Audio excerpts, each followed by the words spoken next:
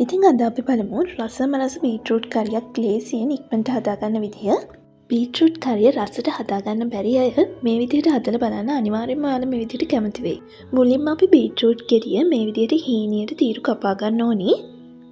ඊළඟට අපි ඒකට රතු ලුණු, සුදු ලුණු, රම්පි කරපිංචා ටිකක්, අමු ඉරිස්, කුරුදු පුතු කෑල්ලක්, උළුහල් ටිකක් එකතු කර ගන්නවා. ඊළඟට තුන් පහකුඩු තේ හැදි භාගයක් විතර එකතු කර ගන්නවා. රස අනුව ලුණු ටිකක්. මෙතනදී මිරිස් කුඩු චූටි ප්‍රමාණයක් මම එකතු කරගත්තා. ඔයාලා කැමති නම් එකතු කරගන්න නැතුව ඉන්නත් පුළුවන්. ඒ වගේම අපි මේකට කහ එකතු කරගන්න.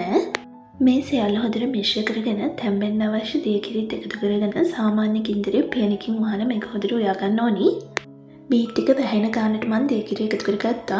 බීට් ටික තැම්බිලා දියකිරි ටික හොඳටම හිදුනට පස්සේ අපි මිටිකිරි එකතු කරගන්නවා. මිටිකිරිත් මම බීට් ටික වැහෙන තරමට එකතු කරගත්තා. මිටිකිරි එකතු කරාට පස්සේ ලිපේ ගින්දර හොඳටම අඩු මට්ටමේ තියාගන්න ඕනි. ගින්දර අඩු මට්ටමේ තියාගෙන අපි මේක විනාඩි 10ක් විතර හොඳට උයාගෙන ලිපෙන් බා ගන්න පුළුවන්. ඉතින් ඔයාලත් මේ විදිහට රසවත් බීට් කරි එකක් හදලා බලලා කමෙන්ට් එකක් දාන්න. ගිහින් එන්න සුබ දවසක්.